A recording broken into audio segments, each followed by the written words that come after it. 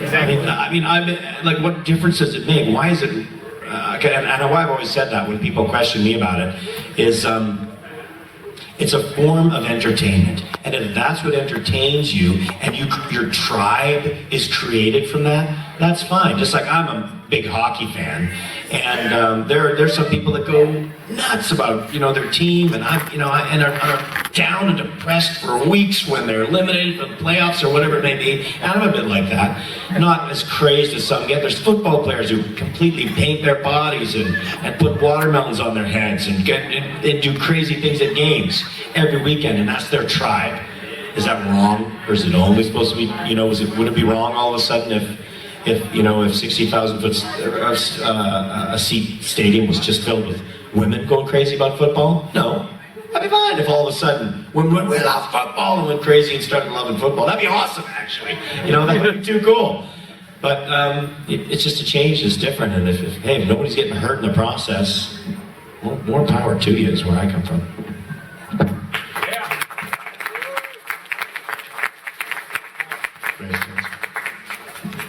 Yes. Pink hair.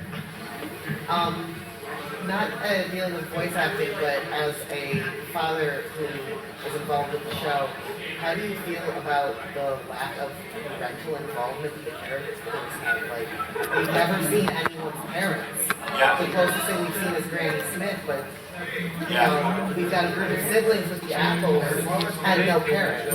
Yeah. That's a good question. That's a good question. When there's where are all these parents? Well, I do play Mr. Cake and Mrs. Cake, and they have two babies. You've seen their parents, and they will look after those babies. But maybe, who knows, maybe when they get old enough to be, Cutie Mark Crusaders, Mr. and Mrs. Cake, like, we're out of here. And they Ponyville. What the? All the parents do. I don't know. It's... What I'm thinking about, actually, when Babsy actually first went into Ponyville and they're all meeting her, they were talking about her staying with her sister. Yeah. So, which now I'm going over in my mind. So they never ever mentioned parents at all. Maybe they all become racehorses or something, and they end up, they're stuck at the track. They have a dream too. Yeah, they have to put them down when they're injured. No, this is getting really dark. I have no idea. I mean, there's so much animation that's like that. Even when you talk about Matt's show, Ed, Edd n Eddy, and Charlie Brown. Like, it's just, I think when you design a show, it's probably designed that we don't want the parents in here. There are shows like that where they're not involved, and even shows like SpongeBob, those guys are like children, all of them. They're supposed to be adults, but like, where are their parents? They need some guidance. It doesn't bother me at all, but I think it's something that's certainly for the children to watch the show. They just love it that they're not there being told what to do. They're kind of running their own lives. Not that we always just tell you what to do. We hope. Yes, in the yellow again, yeah. So you mentioned that all the kids are doing voice acting. How does mom feel with all of this voice acting around her then? Or does she do voice acting? Mom's an actress too. That's where I met Mom in theater school. So we met in theater school. We actually toured some theatrical shows together. She did film and TV and stage together. Once you have 3 children, it allows for less getting away to shoot and film and do that, although she's done voice stuff as well. She had a recurring role on Iron Man. Is it the newer Iron Man Adventures that was done in Vancouver, but did TV before that, and just recently went out for some voice stuff. So she goes out and does some things a fair bit. We started a school in the Vancouver area, an independent school, about, I guess, 12 years ago. Aiden's graduating from it this year, and we started that school 12 years ago, and that has been it's a non-profit society, and so the volunteer time as being on the board and running the school and running committees and all that kind of stuff to make sure this non-profit society runs properly, as she puts in, it's like 40 hours a week in unpaid non-work for this school to make sure it's been successful, which it has been. Something that for us was one of those where we put our charitable efforts. Started with like 6 kids, and now this fall there'll probably be 150 of them in this school. And it's not an easy thing to kind of run a school when you have 20, 25 staff and all this going on. And because it's nonprofit, you need a lot of volunteers. So she spent tons of her time there, even though I know from day one in theater school, she is 10 times better actor than I am. So if I was the one that ended up running the school and staying home with the kids, she'd probably be the one sitting here talking to you guys, because she's that good. Yes? Brynna, was it difficult for you to make time to like go how did you work that in? Yeah, it was definitely pretty tricky, especially where I am now in grade 10 and like provincials and stuff.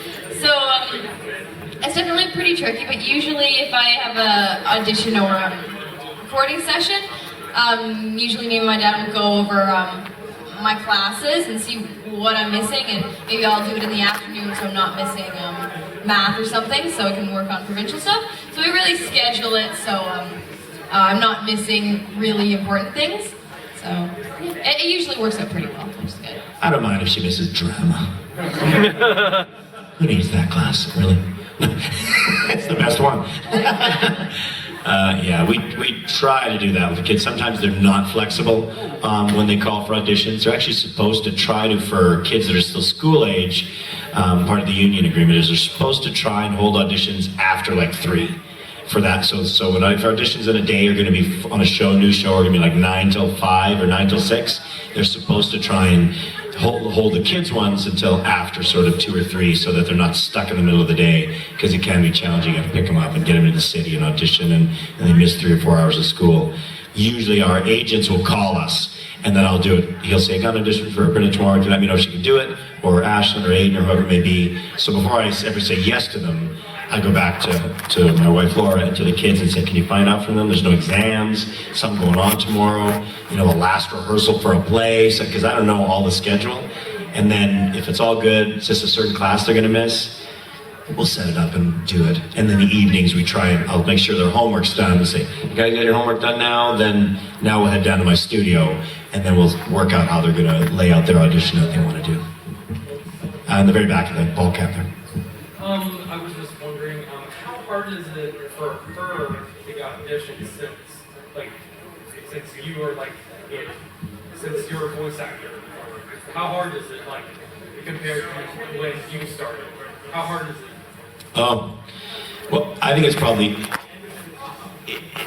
definitely way easier for her to be seen and for my kids to be seen because they're my kids, I've been working in the city that I'm in for 20 years, and because I have an inside connection. I don't actually have an inside connection, like I call them up and say, you better see my kids. It's not like that at all, like I've never done that before, but because they have the same last name, there's an assumption, usually by most producers, those kids are gonna come in prepared.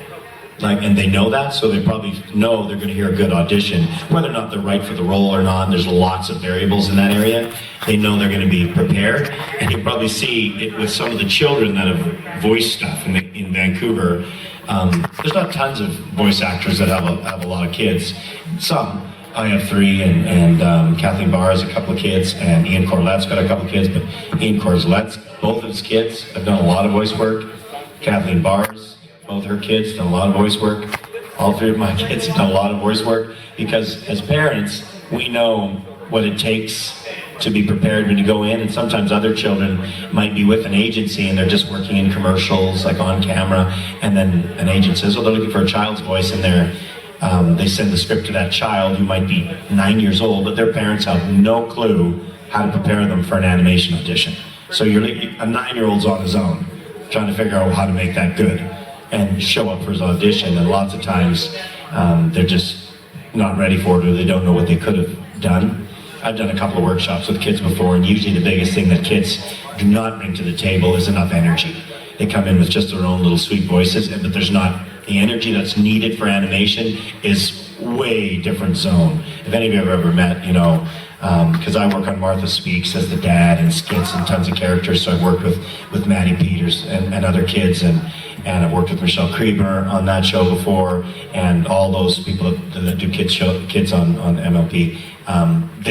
bring it up a notch as far as the amount of energy that you have to have. And that's what I push on my kids when they get an audition. You gotta have a pile of energy when you go in there. That's a big part of it. Yeah, let's go over to the side now. Yes, back there, military. So it's safe to assume that it's like Vancouver is a very like you know, animation awesome area, like the city and stuff. Yeah, absolutely. For it's second only to LA, I would say, for the amount of animation that's done. LA by far Yeah, obviously. is the most, but second only be Vancouver. Toronto does a lot as well.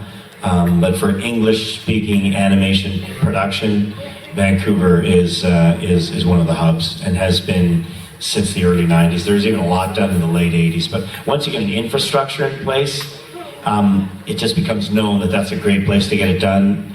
And our proximity to Los Angeles is a helpful thing, because when you get producers and shows that are done down there, you're in the same time zone. If producers want to come up, they're only a 2-hour flight away. It's close, so they can come up there easily. We have tons of great studios, because the music scene, more so in the past, was pretty spectacular. Tons of musicians and tons of great recording and engineers, and the training facilities up there for those guys. So they have the studios, they have great engineers, great production companies, and the talent has been established now over the past 25 years that they know it's an easy place to do work. And we have a pretty great, our union agreement is such that it's much less expensive for them to do work in Vancouver as far as the performers, because we have this buyout that's currently in place where they pay us a fee that's upfront and once. It's a great fee, but they don't have to track residuals forever and ever and ever on things. They know that they can come up here, pay us a one-time thing, which is substantial for working on shows, but they never have to track it again. The SAG agreement is different in LA, where you do shows and you get paid a lesser amount, but then you get residuals over and over and over, and if that show is still running, you got to keep on paying residuals. So they like to do it once. Well, I got accepted into an animation program of the arts. Cool. And I'm like super excited, but I don't know anything about Vancouver. And I've been hearing. You don't need to know anything about Vancouver. Just come on up. Totally. You just got to change your accent when you come across the border, eh? You know, you got to drink lots of coffee and eat lots of donuts, okay? You hoser. And you cannot come across the border with that outfit, or they will not let you in. Way too American-y. Kiddo. In the back there, yeah. I have a question for Brynna. Do you go to school with any Bronies? And if so, do they try to impress you? Do you go to school with any Bronies? I know some people in my younger sister's class watch the show, but I think someone close to my age did, but they switched schools. But then sometimes we'll have like school dances, and you know, some of my friends might invite them and bring some of their friends, and they might come there, and it's usually kind of awkward because somebody used to go to our school named Marcus. He after he went to a new school, he found out that I was Babsy, and he was like, "Yeah, I screamed like a little schoolgirl, and oh my gosh!" And then that's ridiculous. I was like, "Okay." And so then he got invited to our school dance, and it was like he wouldn't even talk to me. He was like kind of weirded out. Like whenever I would try to say I was like, he's kind of avoiding me. Like she's a different person now. Oh my gosh, it was kind of weird. Her younger sister's class, as they all have nicknames. Like I know they have like, you know, Pinkie Pie and Fluttershy, and they have like a lot of her friends. Like stop using their own names. Like, see you later, Pinkie Pie. I'm like, what? What happened to your friends' real names? Oh, that's what we go by now. That's the stuff we hear in our locker room. Yeah, that's what we hear. Yes, oh, front here. I was wondering how choosy can you be with the rules that you set, or, and also how much creative control do you have over the characters? Or is it more like just whatever they can? Yeah, how choosy can you be, and what kind of creative control were the questions? I'm not choosy, right? I mean, I love working. I mean, obviously, I'd only have to be choosy if I got cast in multiple things that will conflict time-wise. But if I can fit a show in my schedule, I want to do the show, because sometimes you might go, I don't really like that show. You don't know with animation because they do, like, if you're going to do 26 or 52 episodes, they don't have all those ready to go. It's not like a film where you can read the whole thing. It's like, let me see the whole thing. You can't. They might only have one episode when they do the auditions, and you read it and go, oh, that one looks pretty good. But I wouldn't want to judge the next 50 by going, oh, I didn't like that episode. I don't want to be on that show. And then realize, oh man, the rest of them were awesome. Right? This is the first one. So I'll take anything I can get and fit it in with my schedule. I love it. Creative control wise, when we get sent the sides, which is just a small breakdown of lines, and they'll give a general idea of what they want, and sometimes a really specific idea of what they want. And if they give a general idea, I'll lay down my best audition or what I have of what I think it would be. I love it if there's a picture usually, because I can take a lot off a picture and go, oh, I can hear this coming at him or that, even though I don't really know what they want.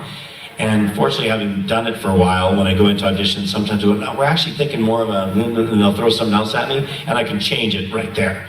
And go, oh, okay, how about this? Yeah, no, but a little younger. And then, but just, he's scratchier, like more texture. And so I can do that mid-audition. That might throw some people off if like, that's not what I planned. You know, and that a newer person might panic that way if they, so no, he's just gotta be older and not know what to do.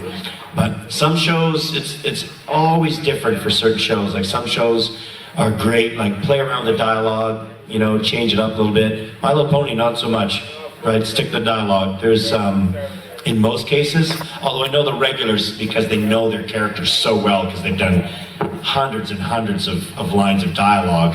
I know Andrea and Ashley and Tabitha probably have some freedom to add little bits and pieces to their stuff, but not tons. We stick pretty close to those scripts for Hasbro. Yeah. You said you've been voice acting for 20 years and you've done that so many roles. Is it hard to find a unique personality? Because you've done, you know, so many. It gets a little harder because I know when stuff comes out into my mind, I'm like, I used that before with that guy. But sometimes if it's a completely different network, completely different show, you know, it doesn't bother me if it might be close. I'll try and put a twist on it.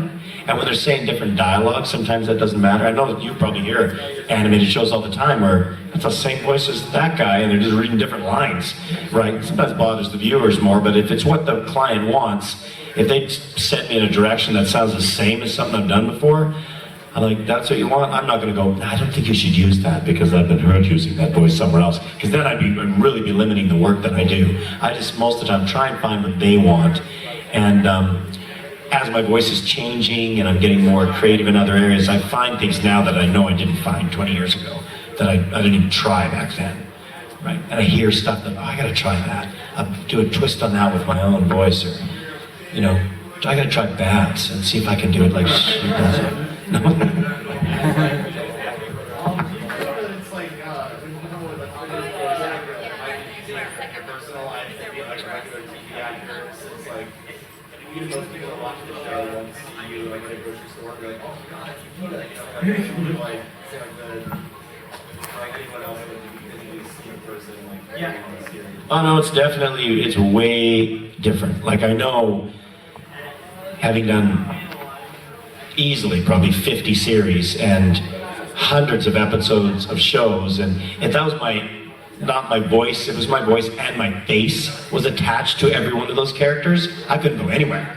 Because there'd be people all over the place going, I grew up watching you, and like they'd see you all the time if it was my face attached. So I know with that amount of work, I'm glad that it was just my voice. With the internet now though, and with everybody films everything all the time, I don't get recognized often, but it does happen sometimes. I know I was only a couple months ago, well actually probably more like 6 ago, in my gym, working out in my gym, and you know, I'm a pool of sweat on the bike trying to drop some Christmas pounds, and a guy was like, he just started staring at me, I'm like, oh. What's up with this guy? Is he gonna pick a fight, or is he like angry with me? Did I take his specific bike? What? And he was walking towards me, a young guy, and he's like, man, yeah, are you Brian Drummond? That's the first time that had ever happened to me. I'm like, what? I'm like, what? Yeah. I'm like, what did I know you? And he's like, you were my childhood. You know that? I'm I'm like, oh, this is an animation thing. I thought, I don't know what I did. You thought I was someone. Super nice guy. And he, 5 minutes, okay. And I see him at the gym all the time now. He's totally cool. You know, but that's one of the, it's rare. But I actually do enjoy the fact that we don't do roles like these and we're accosted in Starbucks. Or I know as big as even a 2-episode role of Babs could be, Brynna would not probably be comfortable if she can't walk down the street of our town and go into Starbucks without people going, look over there. Babs, see? Oh, man.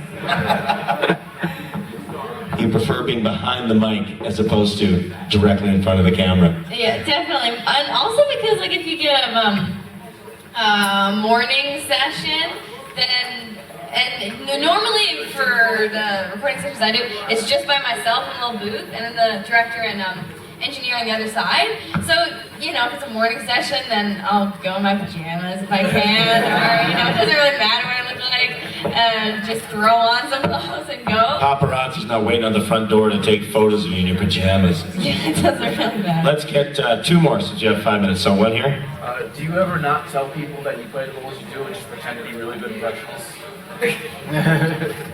Well, that would be, well, it's an odd context because it's not, I mean, when I'm just chatting with people, no one ever says, hey, do a Vegeta. I won't actually tell them that I do Vegeta and watch this blow them out of the water. That doesn't happen that often. It's like, that they would ask and not know that I do certain roles. It's awkward sometimes when people want you to do things like you're in the surgery. Like there's some parents at the kids' school that you know, through college. There's one friend of ours who's like, oh man, he knew I did voices and stuff, but he had no idea. And I never tell anybody who I did unless they ask.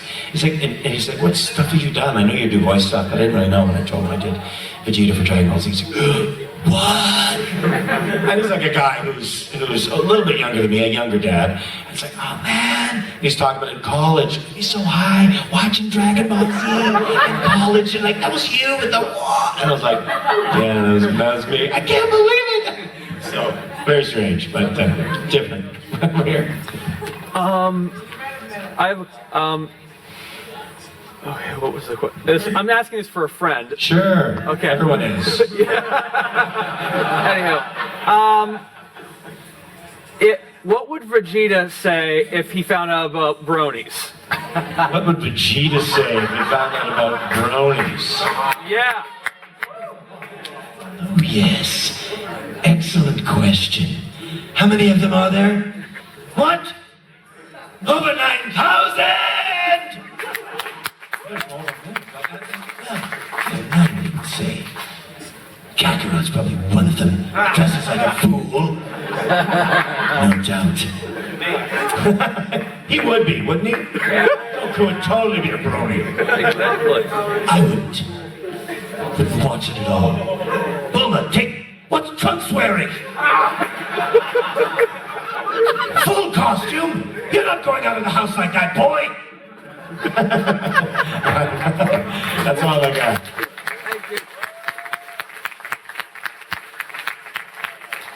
Well, I think that's all the time you have. Nice to meet all of you. We're having an awesome time in Ohio. Thanks so much for coming out. Spread the word to come again next year. Take care, everyone.